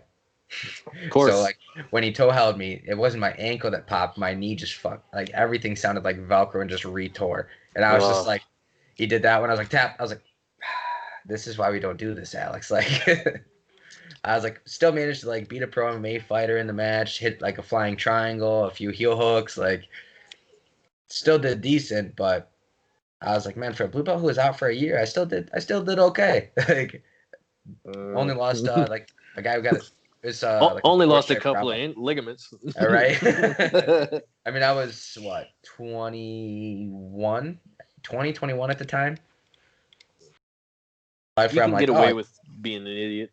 Hey, exactly. And I was like, man, I'm invincible. What are you talking about? This won't be a lifelong injury.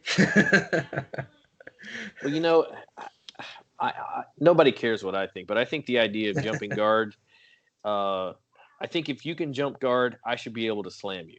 100%. Because jumping guard, just like you had 3 of your cruciate ligaments torn and potentially the 4th. It was close, but it didn't. If you can destroy every important ligament in my knee, then I should be able to knock you out with a slam. Like I think 100%. That's why I love Fight to Win, and I think Seth Daniels does something great with allowing those slams, especially out of submissions and everything like that. Like it's great. I mean, don't get me wrong. For my Fight to Win match with Vinny, I lost I think a unanimous decision, something like that. I lost a decision to him.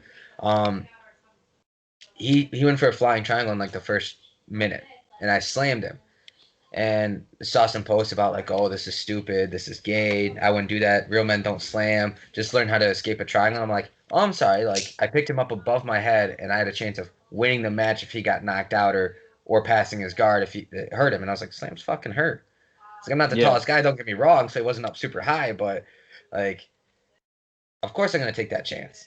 Like, well, why wouldn't I? I was like, it's legal. He can just hook the leg to defend against it. Learn how to defend slams. Like, right. I think, honestly, more slam, and this might sound controversial, but I agree with you 100%. Like, allow more slams. IBJJF, you want to pick the dude up from a triangle? Slam his ass. Like, learn how to defend slams. It's a crucial part of jiu-jitsu as a self-defense martial art. Is triangles don't mean shit if you get picked up 5 feet in the air. Like, yeah, I mean, it's the triangle's bad, but if you do it incorrectly and you are slammable, it could be bad for you. No, exactly. I mean, obviously there's probably more cases of people kind of breaking a rib and eating it and finishing the triangle than there is like the Rampage Jackson cases, but especially if you're not on mats, like for self-defense in jiu-jitsu, I think you need to learn how to defend slams, because nobody in the street's gonna be like, oh, don't pick him up, you can't slam him. Like, yeah 100%. So I think that's a crucial part, and it's something that my first instructors were like, yeah, hook the leg when you triangle someone so you can't get picked up. Like, that's day one. Now for people to not even be taught that sometimes, because I showed a blue belt that once who had just came to visit our school, and I showed him that, and he's like, oh my god, that's so awesome. I was like, what do you mean? I was like, this you hadn't been shown this? I was like, you're a blue belt, so you've been training for a little bit, and you hadn't been shown this one on a triangle? I was like, that's a problem. Yeah, it's obviously not a perfect system. There's stuff that everybody's going to be missing, like on their way. So I sympathize with the guy, because like it's natural for that to happen. But I also understand where you're coming from. Yeah. It's like, from a self-defense perspective, this is pretty vital. If you're going to use that move, you got to at least know how to make it, most safe it can be for you to use it.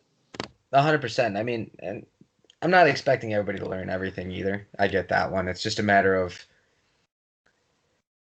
I mean, there's so much to teach. So as a coach, I get it. You're not tailoring to every single person, every single class, and especially people with huge academies. Man, I can't even imagine. I'm still lucky we're in the phase where we have enough students to be, winning team awards and all that, but few enough students that I can put so much time into each person's game. Mm-hmm. Right? I mean, I know that's going to eventually change. So right now I'm just kind of, doing as much as I can. But like people like, for example, like I'll use junior. When I went to first belt promotion at Junior's Academy, it's like 150 people in that building. I'm like, there's no way in hell Junior runs all this affiliation, runs this school, and it's time to talk about everybody's game.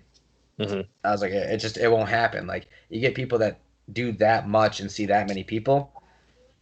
I understand how those things happen. So it's not like me taking a shot at the instructors. It's just like, man. Oh, I know. Yeah. And I was thinking more of like the student, because I'm putting myself in his shoes. Like, there's a lot of stuff that Mike taught me that I just didn't catch. I know. He handed it off, and I just like whoop, like they had a saying for a while between like all my OG students that I've had for like 3 years, where they'll literally be like, "Well, Alex never taught that." So we went to a tournament and we competed at a Naga because we were just like competing under random team names at the time. And so we competed as Ant, ANTT, and people were like, "What the fuck's Team Ant? Like, who the fuck is this?" And it was they came with a poster that said Alex never taught that. So we're like all sitting there with our medals and everything, standing over this poster. I was like, you know what? I was like, you gotta be able to have some fun as a coach too. That bunch of goons. Yeah, for real. Yeah, I'll yell at you that you're not listening. It's like, I know you're listening because you're like, oh, you never taught me that. It's like, yeah, you're recognizing that you heard it before. You're just not recognizing that you knew it. Yeah, I always try to throw Mike under the bus because he's a terrible human being. But I can't say that he's a bad teacher. He just, in my case, didn't have the best student. You know? Right. It's a little bit give and take on each side. There's some bad students, bad instructors, and you know some in betweens where it's like, yeah, he's an okay instructor and he's an okay student. They don't learn for shit. Yeah, in my case, he was almost like Picasso, but he was working with mud. You know, like yeah, it'd be like paint, but from 30 feet away, and you can only throw things at the canvas.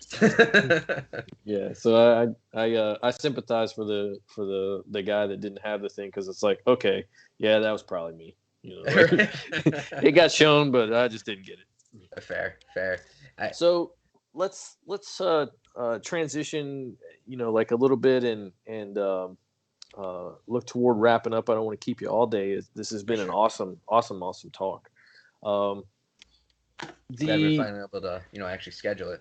Yeah, it's this. I will say this pandemic, if nothing else, has made scheduling just extremely erratic for everybody.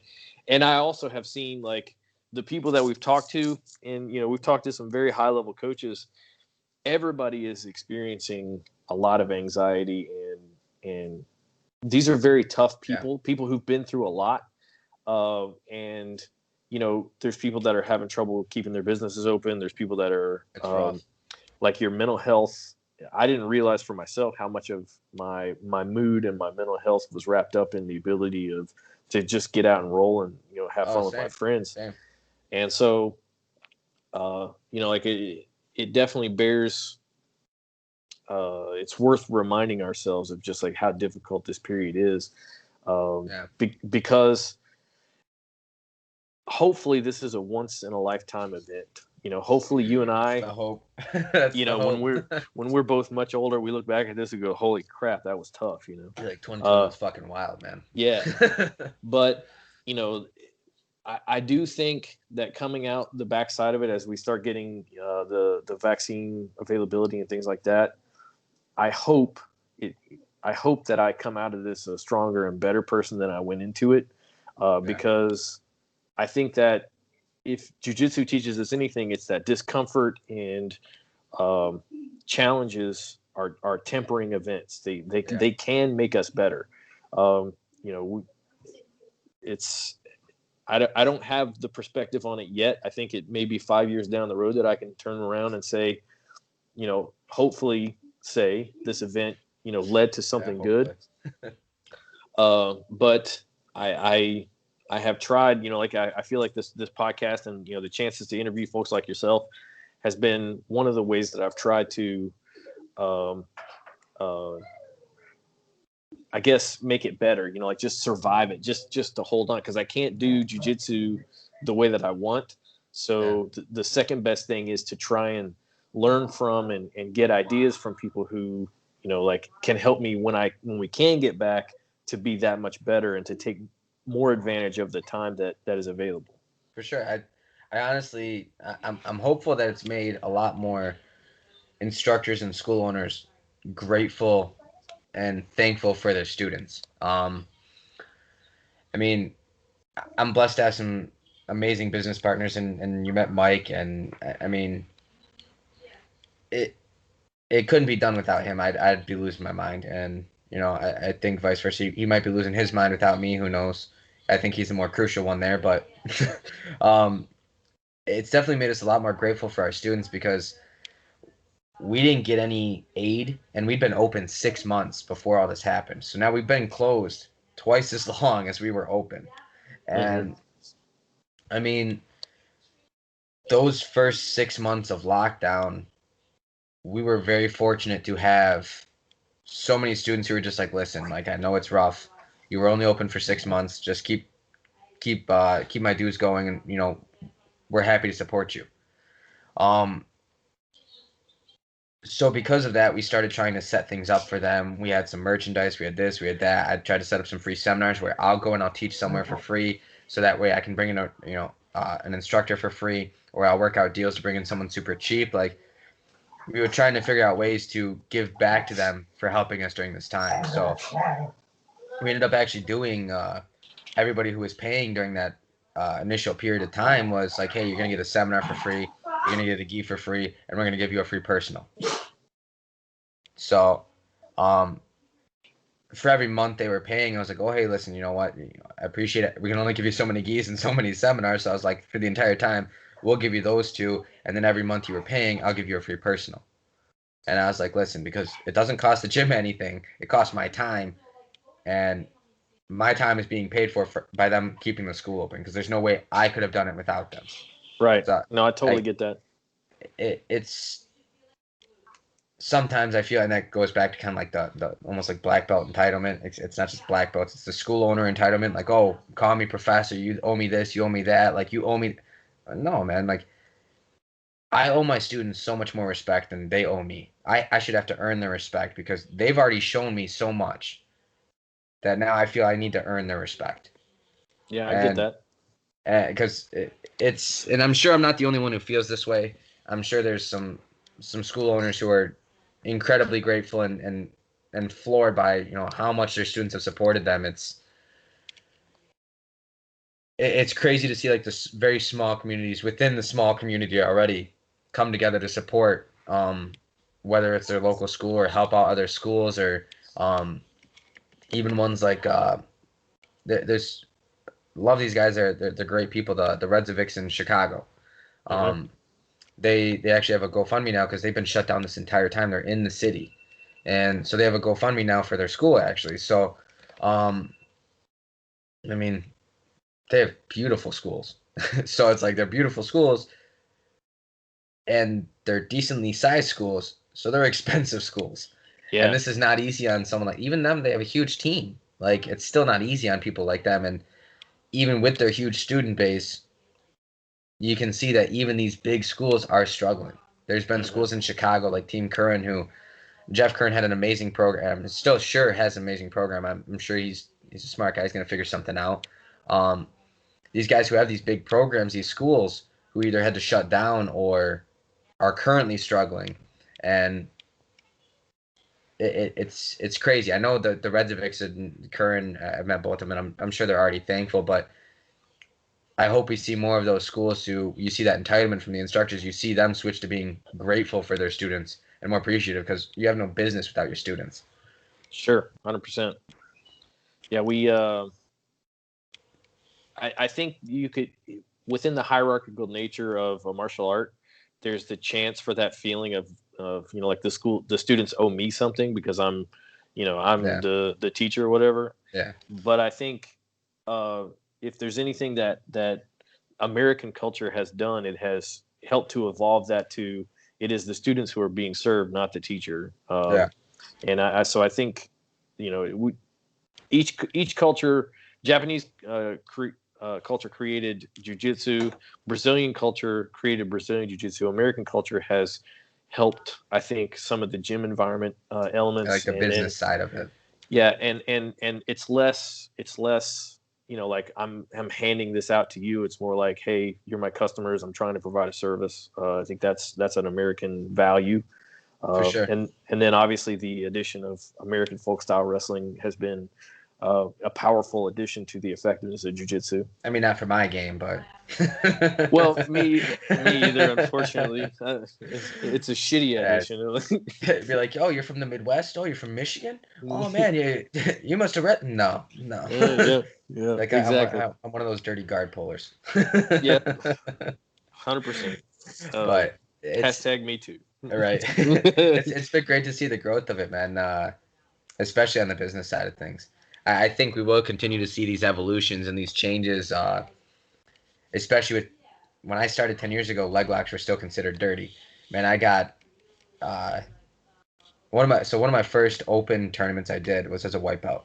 It was an open rank, open weight, open everything, and I just threw my name in the hat because it was for some money. And I was like, "What's the worst that happens? I lose." Like, yeah. So there was a gi division and a no gi division. In the gi division, they allowed everything. The only thing you couldn't do was slam, like fish hook, eye gouge, stuff like that. But all submissions. No fish hooking. Right. That's a bummer. So I get there and I go against. He was at that time a brown belt. Now he's a black belt from Warrior Way. Justin Nazaroff. He so I'm like a 2. He's like a 3 or 4 stripe brown belt at the time. I'm like, I'm not gonna beat this guy in a technical match. I was like, he's gonna mop the floor with me. I was like, my one hope is that it's in the gi and he won't be expecting a heel hook. So I was like, instantly pull guard, go to throw for it.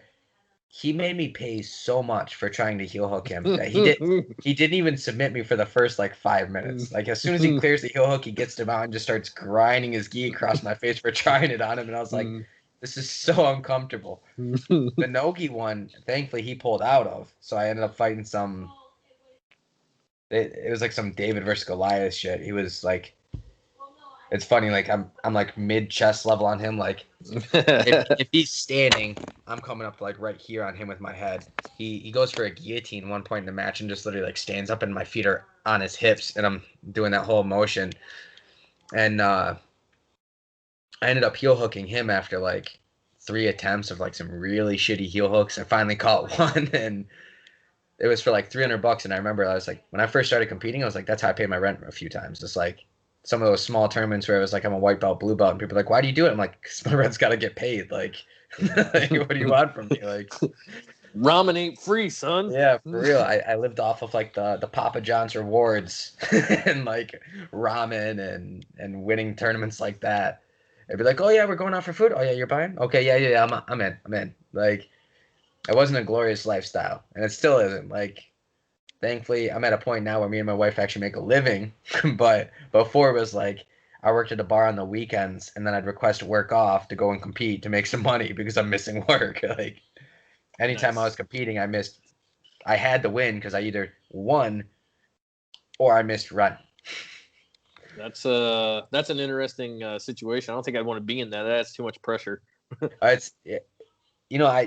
was really inspired at a white belt level, and I probably for the wrong sake, but I forget who it was. There was someone where they were doing a interview, and they're like, I only buy a one-way ticket, and he's like, I wait until I can afford a one-way ticket, and then I buy it, and so it's only one way. I have to win because I can't afford a one-way back. Like, Jesus Christ. Are you serious? I was like, I can afford to drive back and I'll still have a place to sleep tomorrow night. I was like, I just might be late on my rent. Jesus Christ. I was like, now mine seems a lot less stressful. Like, I'm sitting there like, I may have to make a really, awkward call to my mom and be like, hey, you know what? Like, I kind of dropped the ball. I need like $200-300. Like, but there was no, like, not as big of a penalty as being stuck in a different country or stuck in a different state, stranded because I lost. Yeah, that's jacked up. I like the idea, but I think that's just poor financial planning. 100%. It's like, being 2021 and being like, I'm the baddest dude in the room. I'm gonna do whatever I can, and no, poor financial planning 100%. Yeah, as a father, you just work during the week, save up money, and take a weekend off, and not have to do that, right? 100%. As a dad, if one of my kids told me they did that, I'd be like, listen, I taught you better than that. Right. That's pretty much what my dad was saying. He's like, you did what?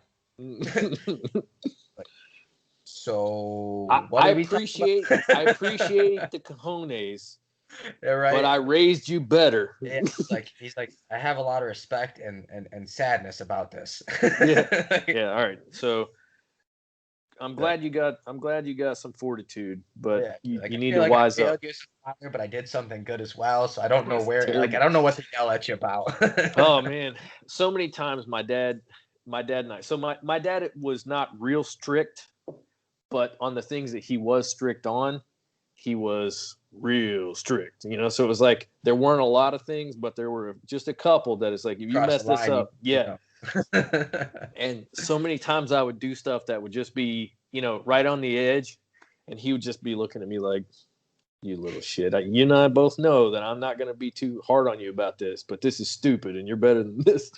My dad used to scare me in line with one that he told me. And it was like, listen, Alex, I'm not going to hit you if you mess up something small. But if I do need to hit you, I'm going to do it right the first time that I never need to hit you again. And I was like, that was the scariest shit I ever heard as a child. Like, I was like, this dude's like, the day he's like, Alex, come over here. I'm like, oh God, I fucked up. I fucked up real bad. Like, yeah.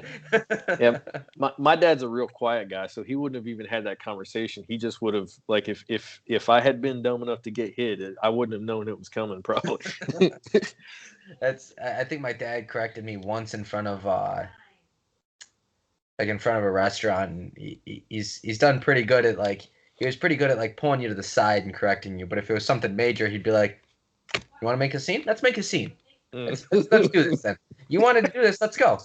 Like, I give my dad this. He's like, what do you want to call it? Like, has the biggest balls or just doesn't care or whatever you want to say. Like, the man didn't give a fuck. It was all about, like, trying to do right by us. That he's like, I don't care. This is my one day off. I'll make a point. Like, I remember getting punished one time, and he spent, like, one of his entire days off taking everything out of my room, taking my door off the hinge, taking my TV out, taking all the systems, going to my closet looking for my Game Boy and everything. Like, spend his day off when you're supposed to be paying bills and doing all that to do all this because he's like, if you're going to get punished, it's going to be done right. I was like, there's some respect for that, but I didn't appreciate it at the time, that's for sure. At the time, I'm like, why you got to do this? When I was a kid, we had my mom and dad had a small gas station, and I didn't have much responsibility in the business at all, you know, because I was like 12, 13, whatever. Yeah. But in order to help them get home at night, they did want me to help clean up, you know, like to do the end of the night cleanup and restock, because that could take a really long time. But if you had some help, it could go really fast, and then you get home and, you know, you can cook dinner, whatever. Actually get some sleep. Yeah. So I would skip on that, like, a lot of times. And the punishment was I had to do it myself. And so Dad, like, he literally would shut the door, lock it, turn the lights out, and leave. And as long as it was clean the next morning, there was no punishment. It was just like, if you chose not to be here on time to help, then you do it yourself. And as long as I did it, he wouldn't say a word. Like, it was just like, it wasn't even water on the bridge. It was just like, that was acceptable. But if I didn't do it, it was going to get real. Yeah, we're like, I'm not going to make it as long as it's done before opening because whatever, you did your job. But if you didn't do your job, you're going to get taken to you. So I can remember a couple of times, you know, just like he would look at me like, did you do it? And I'm like, I got it, you know, and that was it. You know, like, there was no conflict. You know, here's dinner. You're ready to go. But man, if I didn't get it done, that was going to be an issue. Well, Alex, I can't thank you enough for your time and your insight. I think I had brought you on because I wanted to talk about a lot of your competition experience and stuff like that. But I think what we wound up talking about was a lot of the business stuff that I really didn't know that we were going to go that route. But I think you had a lot of really great insights about, especially in such a time like this, how to run a successful business, because it's hard. And if your business is alive, you're onto something. You know what I mean? And those are things the scary part. That's the scary part. I totally get it. And you know, you definitely, from my experience coming onto your mats, like, there are quite a few gyms that I've gone to because my job and travel. Like, I drop in at a lot of places. The academy that you run it's well run, it's clean. The environment, the culture is positive. You know, like, you come in, it's going to be tough rolls, no question of that. But everybody's there to be, you know, friendly. It's not abusive. Like, they're not trying to beat you up. It's just like, we're going to give you an honest roll, you know, and have a good time. Yeah. So I think you're doing things right. I think you're doing things well. And you know, like, I'm glad that we got to talk about that because your gym does stand out among many that I've gone to. Like we talked about Nick Chewy Albin. His gym is in that same category. It's well run, well taken care of, great culture, hard. But like there's a similar vein. You go there, it's not going to be easy rolls, but it's going to be fun, friendly rolls. Yeah, we actually sent one of our students over there because I liked how he was moving in that area. And I told him, he's like, "Oh, is there any schools?" I was like, "Listen, dude, you're right next to Chewy." I was like, "Just go there." I was like, I've seen a lot of people have iffy results at these small schools. I was like, I can guarantee you at least how Chewy would handle certain situations because he's constantly open about it. So I was like, at least you know what you're getting with him, and he doesn't sell himself short. He will tell you, hey, listen, no bullshit. We're going to do what's right, and this is how it's going to happen. Yeah. And the other thing that I like about him, too, is that he shows the wins and the losses. Like he doesn't it's not just like him, just being a badass. It's like you'll see competition stuff with him, and there's some gym rolls they had with JT Torres where Torres kind of worked him. And he's like, man, that's Torres what's supposed to happen. Yeah. Like, that's how that's supposed to go. So it's like, it doesn't hurt my feelings. It's like I got better because of that. Oh, for real, especially with JT Torres. Like, what are you gonna do against it? I know for sure. I told people earlier, like the fully open one that I mean, I got this. I had one match that I won. There was 5 people in the division. I took third, second, third, or however you want to phrase it. I was one of the people in third. Out of the 4 people on the podium, there's one person who didn't get a medal, and because I'm always seated last for IBJJF because I don't do enough of them. So I have the one match. If I lose, I'm the only one that doesn't medal. If I win, that other guy just is the only one that doesn't medal. I beat him, then fought Igor, and got destroyed. And I told people, I was like, yeah, I might show you that match, but I was like, I'm damn sure going to tell you that Igor fucked me up too. Like, no joke. I think maybe everybody was like, oh, watch out for his berimbolo, watch out for his berimbolo. Man, so I was like, okay, I'm going to pull guard on him. I'm going to throw him off. Because I don't really care where I play, but so I pulled guard. This dude breaks my grip, and within 5 seconds, he's on my back. No joke. Passing my guard, nice hip knee, everything. I'm fighting. Like, he puts one hook in. I think it takes him like a minute and a half to get his points for the back, but within 3 minutes, he subs me.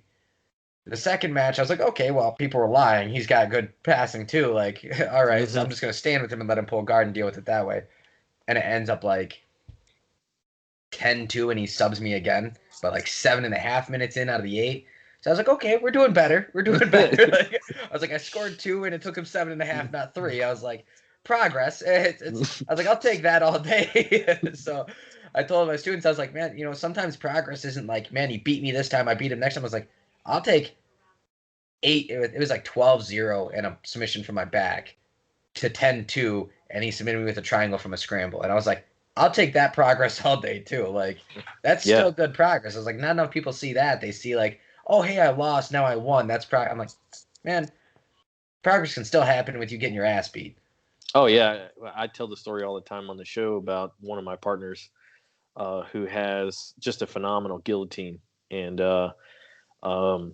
if you get within a bent arm's length of him, you're going to get that, And so I can recall when I first started, he literally would guillotine me 10 times or more in a 5-minute round.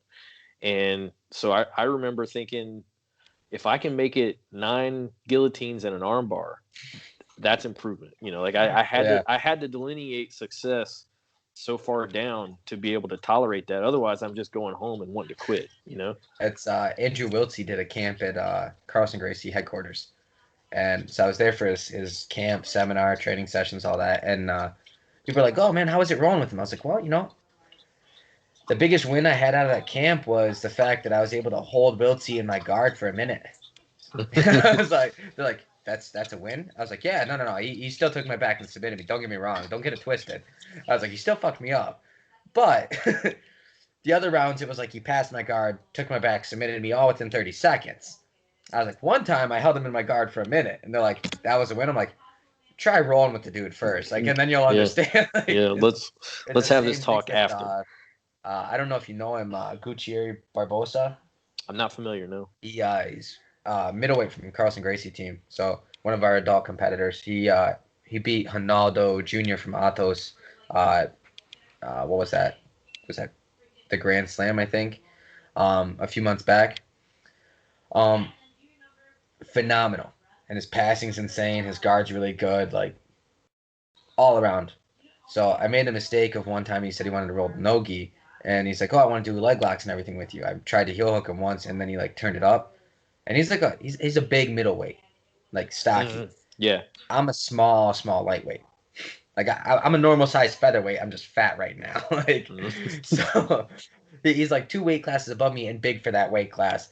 I tried to heel hook him once. He gets out of that, and then like when we stand up, he just like I don't even think he meant to do it as hard as he did, or didn't realize how like actually like light I am. He shoves me in the chest and like pushes me back like 5 feet, and then just manhandles me the rest of the round for trying to heel hook him. I was like, I'm so sorry, dude. I did not mean to actually try to heel like.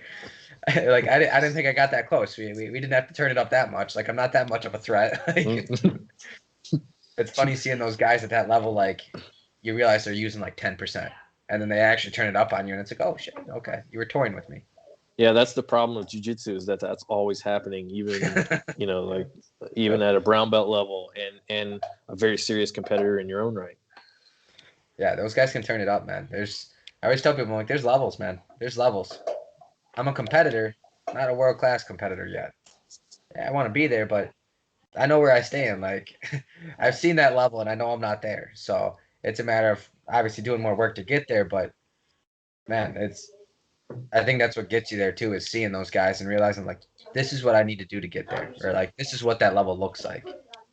Yeah, there is some truth to just getting that realization, and the value of that. Like, you may get nothing instructive, like, okay, I need to get better at dealing with De La Riva. That may never come. It may just be like, that's what this level feels like. And in order to be at that level, I've got to be able to replicate that feeling. Oh, for sure. And everybody learns differently, but I think everybody needs to experience that once.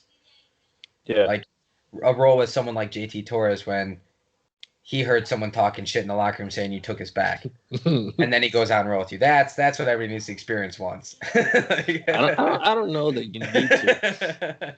I think you could also get something similar just from the recognition that he's just playing, and just murking you. Yeah. I think a lot of people wouldn't understand that he's playing though until they see what he can do. Maybe they might have to watch it once and see it on someone else and then feel that he's playing. Yeah, that's true. If like say you're beating my ass and then I watch him toy with you and I'm like, oh fuck, okay, all right, like yeah, and it puts some perspective in there. They see the gym enforcer get it taken to them, and they're just like beating up left and right, and then they're like, oh, okay. Well, Alex, to wrap up, first off, thanks so much for joining me. You've offered great insights, and it's been a really, really instructive hour and a half, almost 2 hours now, actually. Oh, yeah. If people want to learn more about you and get the chance to drop in on you, what ways can they find out more about Alex Seaver? Reach out to me on Facebook, Carlson Gracie Grand Rapids. Book to my personal one. You reach out to me through the UFC gym if you're in the area. You reach out to me on Instagram, again, Carlson Gracie Grand Rapids, or through Seaver BJJ. Everybody's always welcome. I mean, if you guys want to stop in, check out the gym, check out the UFC gyms, whatever it may be, shoot me a message, and you guys always welcome. We'll just make sure everybody gets their COVID waivers. Well, I can say that you definitely run a very welcoming environment. So anybody who wants to drop in has my recommendation. I go there every time I'm in Grand Rapids.